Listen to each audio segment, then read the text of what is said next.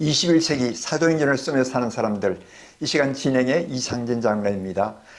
오늘은 저 멀리 스리랑카에서 오신 최재영 선교사님, 김경희 선교사님과 함께했습니다. 선교사님 안녕하십니까? 네, 안녕하세요. 예, 만나서 반갑습니다. 반갑습니다. 우리 선교사님, 최재영 선교사님부터 먼저 시청자들에게 본인 소개 잠시 부탁드리겠습니다. 예, 안녕하세요. 스리랑카에서 34년 사역을 하고 있는 최재영 선교사입니다. 저는 군대에서 군목으로 일을 하고 나서 어릴 때의 소명을 따라서 90년도에 선교사 훈련을 받고 91년도에 스리랑카의 선교사로 파송을 받아서 지금까지 사역을 하고 있습니다. 네, 감사합니다. 우리 사모님. 예. 네, 안녕하세요. 스리랑카 김경희 선교사입니다. 예, 남편을 따라 스리랑카 가서 지금까지 잘 살고 있습니다. 네, 아주 용감하게 스리랑카 사람들은 다 용감한 모양이에요. 아주 씩씩한 그런 음성과 표정으로 말씀해 주셔서 고맙습니다. 자, 우리 그러면 91년에 스리랑카에 가기 전에 우리 한국에서 계셨을 거 아니에요. 그러니까 한국에서 살면서 신앙생활 했던 거, 언제 예수님을 영접했던 거 서로 나눠 드릴 수 있겠습니까? 네, 부탁드리겠습니다. 저는 기독교 가정에서 태어난 것이 아니고 불교 가정인데 하나님께서 또 은혜를 주셔서 하나님의 어떤 말씀과 이런 믿는 부분에 대한 용기를 언제 가졌느냐 하면 중학교 때일 겁니다. 제가 갈등과 삶에 대한 미래에 대한 삶의 의미를 찾는 과정 가운데서 기도원 성경을 통해서 학교에서 신약 성경을 받았고 그 말씀을 읽으면서 영적으로 충만한 부분들을 경험을 하게 되었습니다. 네. 그 이후로 그 말씀을 읽고 또 마침 또 사역리를 어떻게 또 받아서 그것을 읽고 예수님을 영접하게 되었고 그 다음에 이제 교회를 찾기 시작했습니다. 네. 마침 클래스에 또 우리 교회 다니는 친구가 있어서 나를 교회로 안내하라고 그렇게 해서 고등학교 1학년 때부터 본격적인 교회 생활을 하게 되었고요. 네. 그때 하나님께서 은혜 주셔서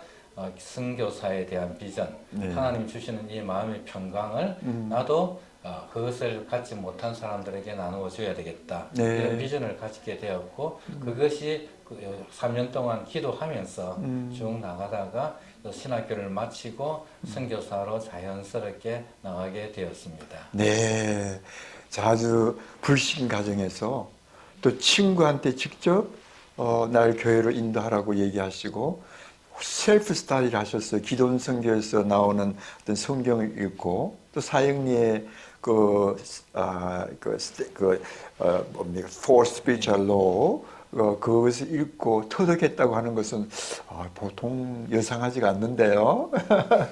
지금 사모님 좀 부탁하겠습니다. 예, 네. 저는 할머니 때부터 예수님을 믿게 되어가지고 네. 전통적으로 이제 예수님 믿는 가정에서 태어나서 어릴 때부터 이제 교회에서 예배드리고 또 교회에서 교육받으면서 편안한 가운데서 네. 잘 하나님 믿고 잘 자라는 그런 가정에서 태어난 축복을 받았습니다. 네. 그리고 제가 선교사 사모가 되려고 한 것이 아니라 네. 정말 믿음 좋은 청년 만나서 장로님 만들어서 교회를 잘 섬기겠다고 아버님이 장로님이었는데 네. 그러한 우리의 샘플이 되셨기 때문에 그렇게 했는데 하나님께서 네가 목회자와 결혼하지 않겠다는 그거를 내려놓으라고 그냥 말씀하셔서 그때 내려놓고 이제 처음 만나게 된 사람이 최재영 선교사입니다. 그래서 결혼을 하게 되고 결혼하게 되니까 이미 이게 하나님 앞에 서원을 했더라고요. 이번 민족을 위해서. 그래서 제가 가고 싶어서 간 게 아니라 따라갔습니다. 부부가 한 몸이라서. 네. 와, 이렇게 결혼할 때까지의 그 얘기까지 다 하셨는데 지금 결혼하셨으면 자녀가 있겠죠? 예, 자녀가 딸 둘이 있습니다. 네. 첫째가 온유이고 네. 이제 결혼해서 네. 미국에 살고 있고요. 네. 둘째가 신유인데 네. 영국에서 수의사로 일하고 있습니다. 오, 신유와 온유. 아주 너무 이름도 정말 아름답고 참한 이름을 지어주셨는데 아마 지금 잘 모르긴 하지만 미국과 영국에 살고 있는 따님들이 참 이쁘게 가정생활을 할 것 같아요. 감사합니다. 자, 그러시면 이제 한국에서 그렇게 두 분이 한 사람은 불신 가정에서 기독교로, 한 사람은 기독교의 가정에 쭉 태어나서 이렇게 잘 결혼을 하게 돼서 결혼하시는 데는 제가 볼 때는 별 갈등 같은 게 없었던 것 같아요. 왜냐하면 이미 옛날에는 그래 가정이 틀렸지만 그 당시 결혼할 때는 다 예수님을 열심히 믿는 믿음의 가정이었기 때문에 그렇죠. 예. 자, 그렇다면 이제 신학교도 졸업하시고 선교사로 가게 됐는데 어떻게 해서 선교사로 가기로 결정하셨습니까? 제가 군대에서 군목을 했습니다. 아, 네네. 그래서 전방에서 그다음에 수색에 청와대 옆이었죠. 네, 그래서 네, 그렇죠. 군대에서 군목으로서 네. 3년간 섬겼습니다. 네. 그런데 군대에서 이제 가정에서 그 다음에 나가야 돼 나의 스텝이 뭐냐 아, 네. 고민하게 되고 찾게 되는데 네. 하나님께서 내 속에 주셨던 그 열정, 네. 선교사로 가야 되겠다고 하는 나의 그 소원이 네. 기억나게 하시고 네. 또 그것을 그쪽 방향으로 저를 이끌어 주셨어요. 네네. 그래서 선교학을 더 공부하게 되고 네. 준비를 더 하게 되고 네. 또 마침 저는 하나님께서 보내시는 곳이면 그 명령에 따라서 언제나 움직여야 되는 주님의 군사로의 생각을 가지고 있기 때문에 네. 지금이라도 네. 주님께서 명령하시는 곳에 나는 간다 하는 그런 어떤 생각들이 기본적으로 제게 늘 있는 그런 모습, 삶의 어떤 생각들입니다. 네네. 그래서 하나님께서 저를 자연스럽게 선교사로 가도록 네. 만드셨고 네. 신대원이나 신학교에 있을 때에도 선교 동아리라고 할까요? 처음으로 네. 그때 미국에 계신 김의환 총장님 네, 네, 그분이 김의환. 만드신 미션 홈에 네. 선배들과 함께 동거하면서 기거하면서 선교 훈련도 받고 같이 자라난 그런 어떤 문화가 네. 저를 선교사로 자연스럽게 더 갈 수 있도록 만들어 주신 것 같습니다. 네, 그렇습니다. 그러니까 참 하나님의 그 계획과 하나님께서 인도하심은 아주 참 유별해요. 좋은 또 한국에서 미국에서 온 김희한 박사님을 통해서 선교 동아리 속에서 선교라고 하는 그런 마음들을 함께 묶어서 자꾸 이렇게 발전시켜 나가다가 이제 선교를 나가게 됐습니다. 그렇다면 스리랑카는 어떻게 결정하셨나요? 스리랑카는 어떤 의미에서 결정은 뭐 하나님이 하신 것이겠고 물론이겠죠. 그 다음에 선교사를 파송하겠다고 생각을 했던 교회 네. 특별히 그 당시에 스리랑카에는 선교사가 없었습니다. 한국 네. 선교사도 없었고 서양 선교사도 없었습니다. 네. 거기에 UNDP로 유엔의 개발협회 네. 프로젝트를 가지고서 대구 경북대에 계시는 손혜령 교수님이 그곳에서 8개월 동안 네. 일을 하였게 되었습니다. 네. 장로로서 모이니까 주일마다 예배를 드려야 되는데 한국 사람이 몇 사람밖에 없는데 또 모아서 예배를 드리고 네. 그냥 그 공동체에서 예배를 드렸고 네. 8개월 동안 임무를 마치면서 느꼈던 것에 그곳에는 선교사가 있어야 되겠다. 네. 이 생각을 하시고 본인이 돌아온 교회에서 선교사를 우리가 모집합니다. 네. 그렇게 해서 제일 접촉을 처음 하게 되고 네. 그 첫 교회가 인사만 드리는 상황에서 결정을 해버리고 선포를 해서 네. 제가 예스 노를 할 수 없는 틈을 만들시고 네. 자연스럽게 이게 하나님의 뜻으로 제가 받아들여서 네. 선교지를 스리랑카로 가게 되었습니다. 네. 가시기 전에 스리랑카에 대한 어떤 인포메이션을 좀 가지고 계셨나요? 전혀 없는 상태였죠. 아하, 그 당시는. 예, 예. 그렇지만 스리랑카가 어떤 곳인지 이제 그때부터 이제 책을 찾아보고 네. 나아갔는데 대부분 그 당시에 저희가 훈련을 받던 분들은 다 국제 단체를 통해서 아프리카로 많이 갔습니다. 네, 네. 저도 자연스럽게 선교 단체로서 국제 단체를 통해서 스리랑카를 가려고 했지만 네. 스리랑카에는 국제 선교 단체가 지금도 없고 네. 그 당시에는 전혀 없었습니다. 네. 그러니까 자연스럽게 제가 속한 교단의 선교사로서 네. 스리랑카에 가게 되었고 네. 거기서부터 모든 것을 시작하게 되었습니다. 네. 처음 비행기에서 내렸을 때 뭐 비행기 타고 갔죠. 비행 타고 간 건 아니죠. 예, 비행기 타고 갔을 때 내렸을 때 그 느낌 어떻나요? 스리랑카는 어땠습니까? 처음에 제가 스리랑카를 갔을 때 네. 느꼈던 그 감정은 싱가포르에서 비행기를 갈아타고 소관 소형 비행기로 네. 스리랑카로 들어가는데 적막함 그리고 네. 승객은 한국 사람은 아무도 없었습니다. 네. 혼자 이제 공항에 내렸을 때 나를 영접해줄 그런 어떤 그 파트너도 없었습니다. 네. 거기서 내려가지고 또 조그만 그 막사에 그 비행장에서 내려서 걸어 나가니까 좌우편에 많은 사람들이 현지인들이죠. 네. 이제 손을 내밀고 외국에서 오시는 분들이니까 도움을 청하는 네. 그런 어떤 그 긴 줄을 거쳐 나가가지고 네. 차를 타고 어떤 숙소 내 호텔에 머물면서 네. 그다음에 제 이제 삶의 어떤 그 정착의 길들을 만들어 갔죠. 아. 그런 과정들이 네. 지금은 옛날 이야기처럼 느껴지지만 그때는 네. 참 그것이 혼자 해야 된다는 것, 네. 나를 맞이해 줄 사람도 없고 맞이할 교회도 없고 개척을 해야 되는 예. 그 감정은 마치 예. 우리 저기 이민 오시는 분들이 처음에 아무 연구 없이 네. 미국에 오신 분의 느낌과 똑같을 거라는 생각이 듭니다. 그렇습니다. 그 저도 그렇게 생각되는데요. 저는 1989년도에 인도 선교를 86년부터 했는데 89년도에 그게 콜롬보에 한번 호기심 삼아 갔습니다. 그때 한국 선교사님 있다는 얘기를 못 들었고요. 네. 어떻든 좋은 경험을 했는데 공항에서 내리니까 할주로 옆에가 아주 뭐 바로 그 코코넛 밭이 네. 저렇게 나무들이 서 있고 아주 열악했던 것이 제가 기억이 나는데요. 네. 그 선교사님 스리랑카에 가셔가지고 지금 31년이 됐으니까 지금 완전히 34년이 됐으니까 완전히 토박이죠. 뭐 거기에서 더 일찍 오신 선교사님도 안 계시고 파이니어로서 그것에서 어떻게 개척했던 얘기를 좀 해주시면 고맙겠어요. 저희가 처음 가서 해야 될 일들은 뭐냐면 언어 문제였어요. 네, 네. 물론 말이 통하지 않는 그런 나라에 가서 대학교 때 또 선교 훈련 받으면서 기본적인 영어는 배웠지만은 네. 또 우리가 항상 일상에서 영어를 사용하지 않기 때문에 또 이 영어가 자유롭지도 못하고 또 그 나라 말을 배워야 되는데 결국은 영어가 매개체가 되어서 그 나라 말을 배워야 되는데 학원도 없었고 그렇다고 가르쳐 주는 그런 단체가 있는 것도 아니고 네. 저희가 영어와 그 나라 싱갈라를 아는 선생님을 저희가 찾아야 했고요.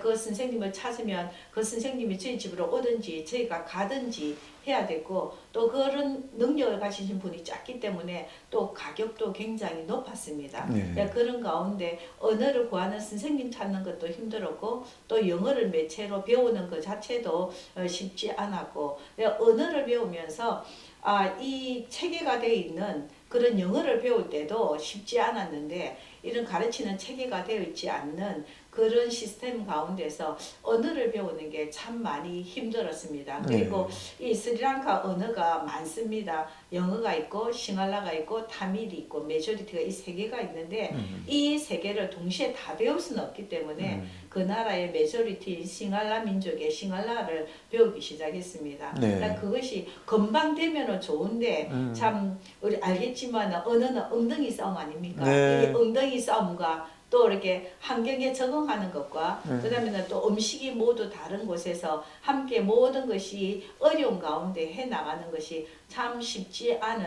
그런 기억이 있습니다. 네, 초창기에 제가 상상만 한다 하더라도 참 이해할 수 있을 건데 미국에 이민 온 사람들의 한국에서 영어를 많이 준비했다면 별 문제이겠지만 그렇지 않은 사람들은 뭐 어떻게 물어야 할까, 어떻게 해야 할까. 그 당시 때는 인터넷도 없고 뭐 셀폰도 없고 그런 상태 아니었어요.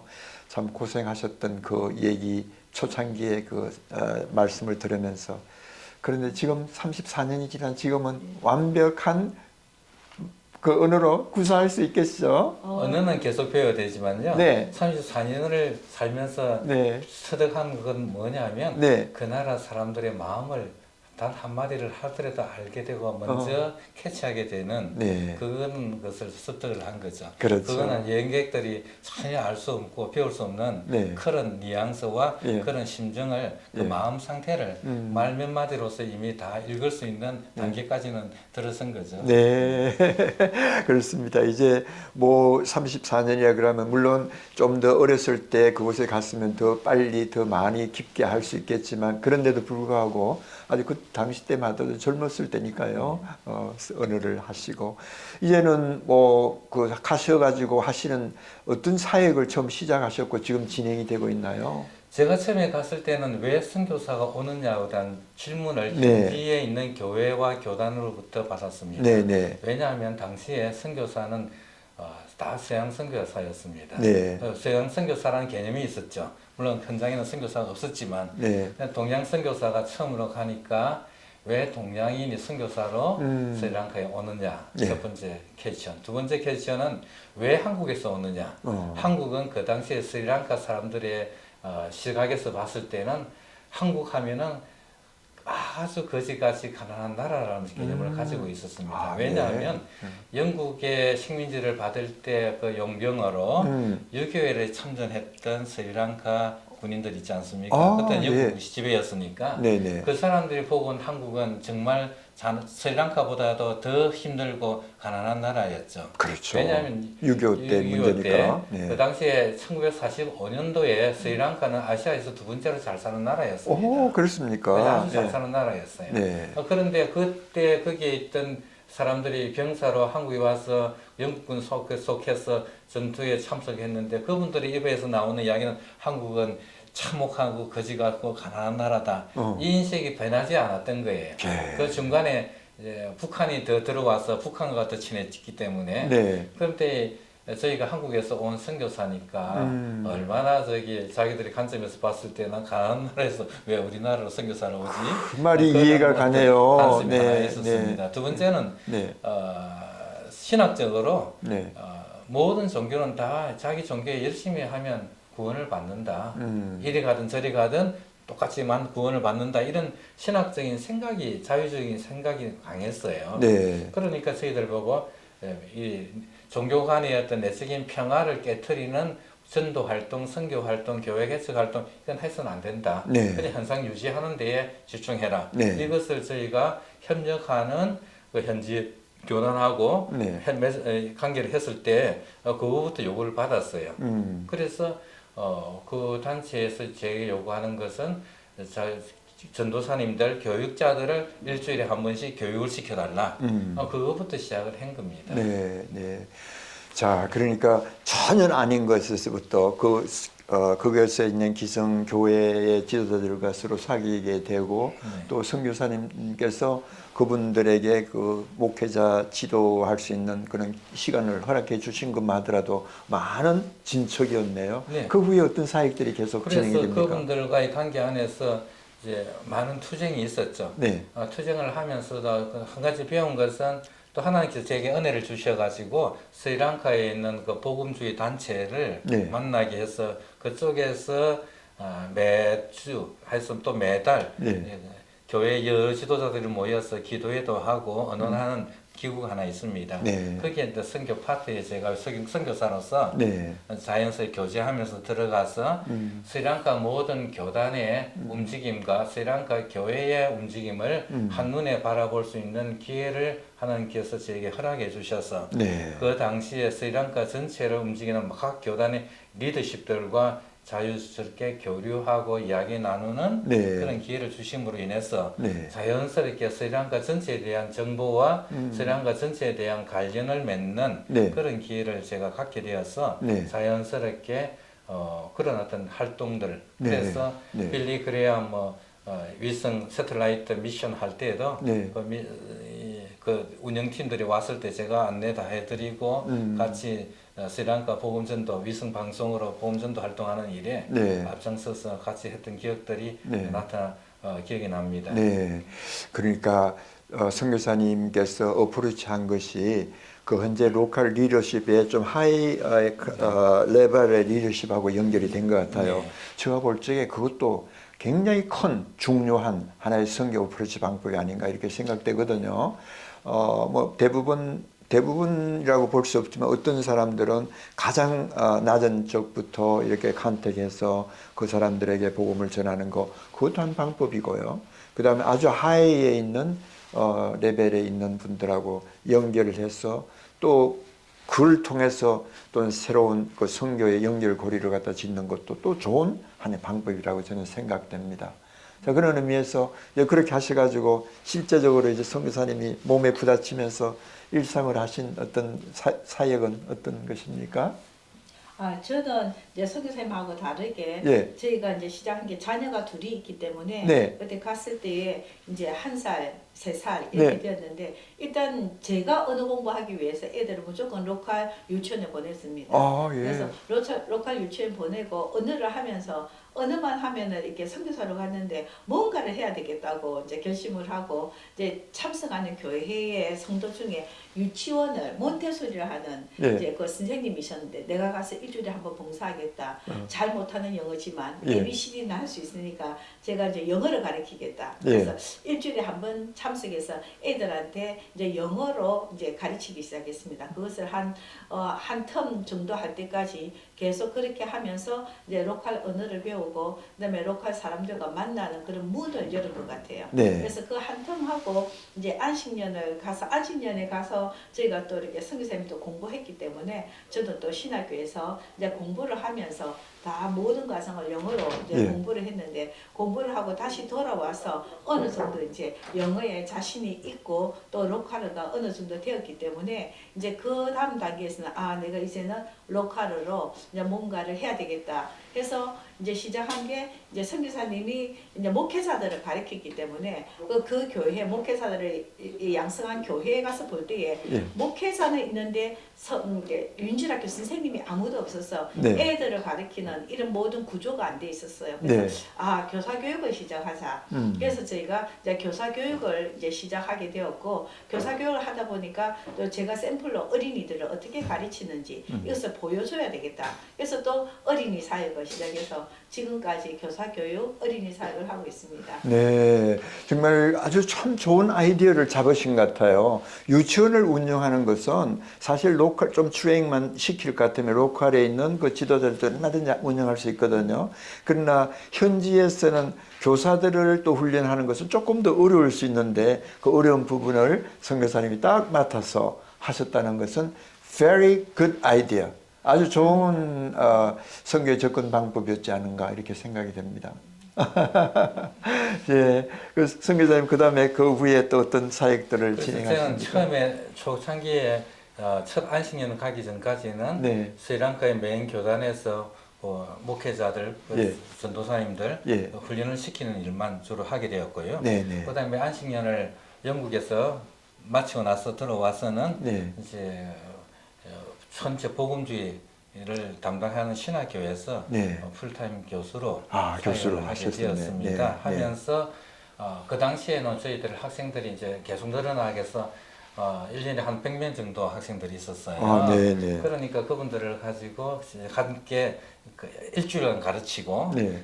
모듈 코스죠. 그 다음에 나머지 한 주간은 그 중에 이제 실렉트된 네. 지역에 가서 그 신학을 공부하는 형제와 함께 그 마을에 가서 일주일간 전도 운동하고 교회 개척을 시작했습니다. 네. 그런 방식으로 해서 신학교에 들어오는 그 당시에 우리 신학생들은 졸업할 때 되면 다 개척 교회를 가지고 있었고 네. 또 열심히 활동하는 친구들은 이미 다른 데와 연결되어서 교회당도 세워지고 네. 그런 어떤 그 배출되어지는 과정, 네. 훈련, 그다음에 공부, 그다음에 교회 개척, 네. 목회 시작 예. 이런 게 이제 그 당시에는 계속 되풀이 되어 가지고요 많은 교회들이 그 당시에 개척이 되었고 네. 활동을 했습니다. 그리고 아카데믹한 방식이 못 되는 이유가 그 당시에는 다 전쟁 상태였습니다. 네. 모여 있는 것 자체가 문제가 되는 그런 시대였고 모이면 신고 들어가고 여러 가지 이제 이런 방문 운동이라든지 이런 어떤 혐의를 받기 때문에 함부로 이렇게 돌아다닐 수도 없는 그런 상태였기 때문에 시골 어떤 그 산중턱에서 신학교를 다 세워서 일주일간 숙식을 하면서 공부하고 다시 자기 마을로 가서 전도 활동했던 그런 어떤 긴 시간들을 제가 했습니다. 네, 그러시구만요. 자, 그렇다면 이제 오랜 동안에 일기 사역이 끝나고 안식년에 갔다 와서 이제 정식 신학교에서 교수 활동하시면서 학생들을 양육시켰는데 그 학생들을 양육시킨 가운데 기억나는 학생이 혹시 있으시나요? 특별하게 재능이 있는 분들을 또 네. 있고, 네. 그다음에 정말 충성스럽게 음. 자기 지역에서 교회를 개척했던 많은 분들이 네. 있죠. 네. 있고 여전히 지금도 그런 학생들이 가운데서 네. 목회자로서 이제 신여가 다 되었고 네. 여러 교회가 벌써 있지만 시니어가 되었습니까? 그렇죠. 이제 네. 그분들은 벌써 이제 나이가 이제 50대 후반이라는데 60대 초가 되었으니까. 그렇죠. 네, 이런 분들이 여전히 더 배우고 싶은데 음. 저와 함께 또 이제 매달 성경 공부하고 또 목회적 조언을 받고 이런 네. 펠로우십이 계속 이어져 가고 있습니다. 네. 특별히 이제 기억나는 우리 사역자들은 사실 제가 유학을 많이 보내려고 했거든요. 네. 그런데 문제가 뭐냐면 스리랑카라고 하는 한계가 있으니까 비자가 안 나오는 겁니다. 아, 네. 심지어 한국에도 비자가 안 나왔고 필리핀에 보내고 싶어도 비자가 안 나오는. 아, 네. 그 당시에는 또 그런 지금은 또 많이 좀 달라졌는데요. 네. 그 당시에는 그런 어떤 상황들이었습니다. 네. 네. 그래서 사역자들이 참 어떤 사역자들은 그렇게 공부를 하고 열심히 또 성경 공부 시켜가지고 그 교회가 캔디 있는데요. 네. 잘 되었어요. 그래서 네. 잘 해가지고 교회당도 잘 지었고 음. 또 성도님들이 특별하게 또 목사님을 위해서 차도 하나 주면서 활동하게 만들고 네. 왜냐하면 캔디 쪽에 있는 예. 주일학교 중고등학교 선생님들이 모여 있는 그런 성도들이 있었으니까 재력이 좀 있었잖아요. 네. 이런 분들이 또 그렇게 해서 목회 활동을 열심히 하는 그런 경우도 있을 거예요. 네. 자, 그렇다면 이제 34년의 그 뒤를 돌아보면서 가장 기억에 남는 어떤 에피소드나 혹은 그런 일들이 있으면 좀 잠시 말씀해 주시면 고맙겠습니다. 제가 초창기에 네. 교회를 캐골이라고 콜롬보에서 한 서너 시간 떨어진 곳에 네. 이제 그쪽에 가서 교회를 개척하게 되었어요. 네, 네. 그래서 교회를 개척하는 그 가운데에 가보니까 교사도 없고 음. 또 애들을 가르칠 만한 그런 퀄리티, 서티피케이션이 있는 교사도 없었어요. 네. 그래서 우리는 콜롬보에 있고 이제 캔디에 있는 교회를 매주마다 가면서 이제 섬겼는데 어떻게 하면 제가 그렇다고 매주 가서 어린이 사역과 이 모든 걸 할 수 없으니 네. 일단은 제가 하는 동안에 이제 교사를 키워야 되겠다. 아, 그래서 그 교회 교인 중에 그 헌신하고 정말 교사로서 이제 자기가 섬길 수 있는 사람을 이제 추천을 받아서 저희 집에서 1년간 같이 먹고 자고 하면서 그 몬테소리 선생님 코스를 1년 밝게 했어요. 네. 그래서 월요일 날 오면 학교 바로 가서 금요일까지 공부하고 몬테소리 숙제가 너무 많습니다. 네. 아무것도 할 수가 없어요. 네, 오롯이 공부하고 네. 이제 금요일 저녁이 되면 이제 집에 가서 또 보고 주일 예배 드리고 봉사하고 또 내려와서 그 1년 해가지고 서티피케이션을 받고 지금 캐골 교회에서 네. 결혼해가지고 아직도 교사로 잘 섬기고 있습니다. 예, 하나님께서 이게 인연 맺어준 이제 후배의 그 사역 얘기인데 정말 선교사님께서 하신 일이 참 너무 보람되고 또 하나님께서 좋아하실 그런 일이 아닌가 생각이 됩니다. 우리 선교사님 지금 34년 스리랑카에 있었다면 그 당시 때의 비자 문제도 그렇게 쉽지 않았을 텐데요. 그것을 어떻게 해결하셨나요? 비자 문제는 지금도까지도 다 선교사님들이 고민이죠. 특히 그렇죠. 서남아시아에는 네. 최근에는 비자 문제 때문에 추방당하시는 분도 있고 비자가 거절되는 분들도 있고 네. 여러 가지 형태의 어떤 어려움들이 있었습니다. 특히 제가 초창기에는 인도보다 더 힘든 비자 문제가 스리랑카였습니다. 네. 그래서 또 여러 종류의 비자, 회사 비자, 또 학생 비자, NGO 비자, 모든 비자들을 종류별을 다 거치면서 또 이제 목사 비자도 받았고 가디언 비자도 받았고 이렇게 하면서 비자 그 쪽에서 사역을 계속 할 수 있는 안정성은 없지만 네. 최선을 다했고 그러나 그 안정성이 확보되어지지 않은 기간 동안이라 할지라도 계속 사역을 해가니까 네. 목표가 뭐냐면 스리랑카에서는 큰 건물이 보이면 네. 다 추방을 당합니다. 네. 그러니까 이때까지 저희가 뺏어갈 만큼의 건물이 아니어야 되고 그런 어떤 그 지혜가 필요한 거죠. 예를 들어서 인도 같은 경우에는 다 이 센터를 많이 짓고 그리고 다 추방을 당했는데요. 스리랑카에서는 안 짓는 것이 오히려 오랫동안 사역을 할 수 있는 그러다 보니까 사람에 투자해야 사람을 되고 키우는 교육에 거죠. 투자해야 되고 그래서 34년 동안 저는 센터라는 것을 제가 제 이름으로 만들어 본 적도 없고 가져 본 적도 없습니다. 네. 그러나 현지 교회는 세워졌고 현지인들의 사역지는 개척되어지고 개발되어지고 그런 것은 있습니다. 네. 그러니까 하나님께서 어떤 그런 지혜 가운데서 무엇이 중요한가? 결국은 건물은 비는 게 아니고 활용돼야 되는 대로 만족돼야 될 것이고 네. 교회당을 지어도 저는 저게 평생 110년, 몇백 년 갈 거라고 생각하지 않거든요. 네. 그 목회자가 헌신하는 기간 동안 살아있는 동안 저 작은 공동체가 확장되어서 자기의 힘으로 더 큰 교회당을 지을 때까지 이 공간이 활용되면 좋다는 생각이 있어서 거기에 맞는 교회당을 지원해 주는 경우도 있었습니다. 네, 네. 하나님께서 어떤 그런 방식으로 해서 사람이 중요하다, 네. 교육이 중요하다 이런 어떤 생각들을 많이 갖게 그렇습니다. 해주셨습니다. 교회당 건물을 짓는 것도 때로는 필요할 때가 있지, 많이 네. 필요할 때가 있겠지만, 그러나 그것이 그 지역의 정책, 그 나라의 그 상황에 따라 가지고 다 틀릴 것 같아요. 그럴 경우에는 조금 전 선교사님 말씀하신 대로 사람에게 교육을 시켜서 그 사람이 하여금 하나의 새로운 리더십을 만들게 해서 또 다른 세대를 키우는 이 선순환되는 교육이 신학교육 그리고 기독교 교육이 참 필요했다는 걸 말씀입니다. 지금 34년을 해상하시면서 우리 후배들에게 남기고 싶은 한 말씀 좀 자연스럽게 해주시면 좋겠습니다. 네, 저는 그렇게 모든 것이 파트너십, 네. 그다음에 콜라보레이션이 돼야 된다는 네. 기독론적인 그 선교적 마인드가 있어가지고요. 네. 항상 그 신학교를 다음 지을 수도 있었지만 신학교를 만들 수도 있었지만 그것보다는 현지인 신학교를 네. 강건하고 튼튼하게 세워야 되겠고 네. 거기서 내가 협력을 해줘야 되겠다. 네. 오너십은 내가 있는 것이 아니고 그분들이 돼야 되겠다.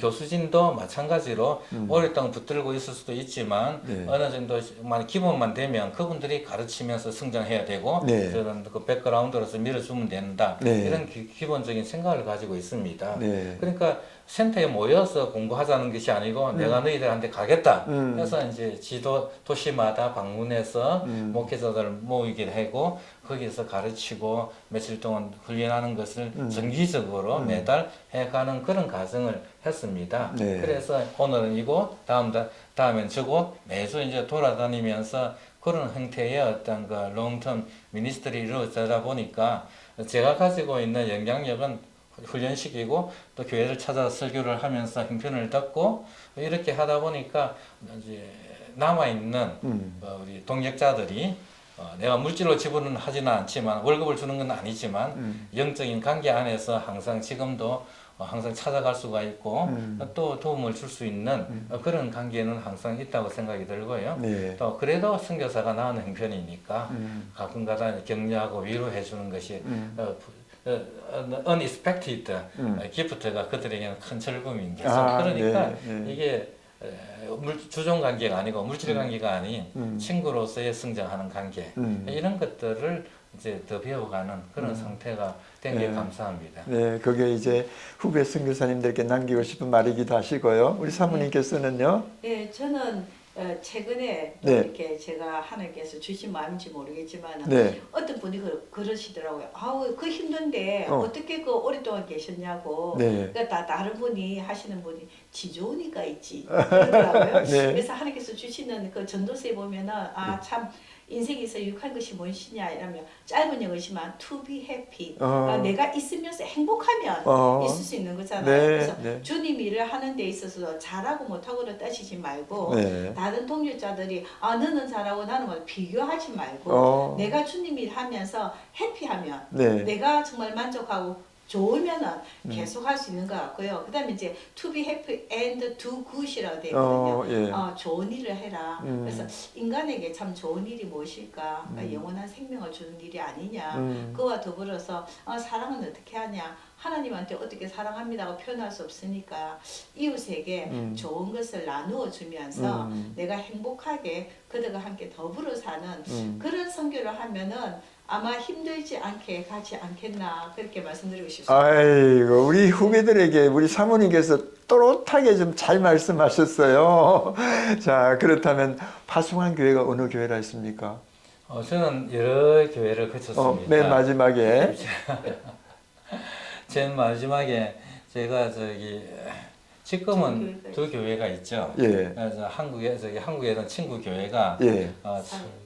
그거를 친구 교회가 사역을 하니까 네. 재정이 없으니까 네. 사역의 그 활동비로 지원을 해줬어요. 네. 그리고 그 당시에 메인 파송 교회는 또 LA에 있는 예. 도감사 교회에서 했어요. 도감사 교회. 예, 도감사에서 네. 파송을 시켜 주셔서 네. 열심히 활동을 했는데 네. 이 코로나 기후로 인해서 여러 가지 좀 어려움이 생겼잖아요. 네. 그래서 거기서 이제 좀 재정이 줄어들었고 네. 대신에 우리 친구 교회가 네. 그 선교 활동비보다 생활이 좀 덜하고 네. 공결하고 네. 그래서 합쳐가지고 겨우 이제 저희가 사역을 계속 할 수 있는 네. 힘이 되었죠. 네. 그래서 제가 파송교회가 어디냐 하면은 네. 주교회 두 개가 있습니다. 네. 그러니까 한국에 있는 친구교회, 네. 천안성은교회, 네. 미국에 있는 LA 도감사교회입니다. 네. 그래서 두 교회가 제게 선교에 커다란 기초가 되는 교회. 이 시간에 우리 그 두 교회 한번 간단한 감사 인사 한번 예. 어떨까요?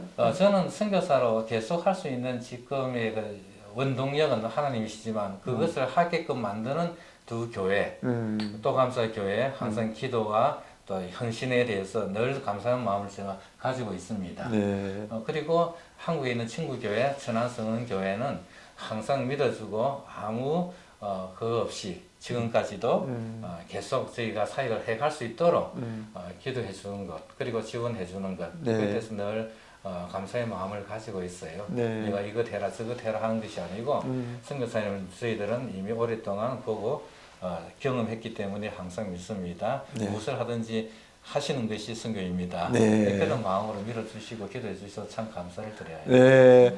자, 우리 시간 관계상 지금까지 이 얘기 선교 보고 또 개인적인 신앙 간증 여러분들 들으셨죠? 스리랑카. 혹시 스리랑카가 어디 있는 나라인지 잘 모르시면 인도 아시죠? 인도가 이렇게 생겼는데요. 제일 아래쪽에서 배를 타고 조금만 가면 조그만 섬이 하나 있는데 바로 그게 스리랑카입니다. 지금 말씀하셨던 것처럼 스리랑카 여러분들 위해서 기도해 주시고 또 최재영 선교사님, 김경희 선교사님의 사역이 아주 활발하게 불타오를 수 있도록 후원해 주시면 감사하겠습니다. 선교사님 감사합니다. 네, 감사합니다. 감사합니다. 시청자 여러분, 그럼 다음 이 시간까지 안녕히 계십시오.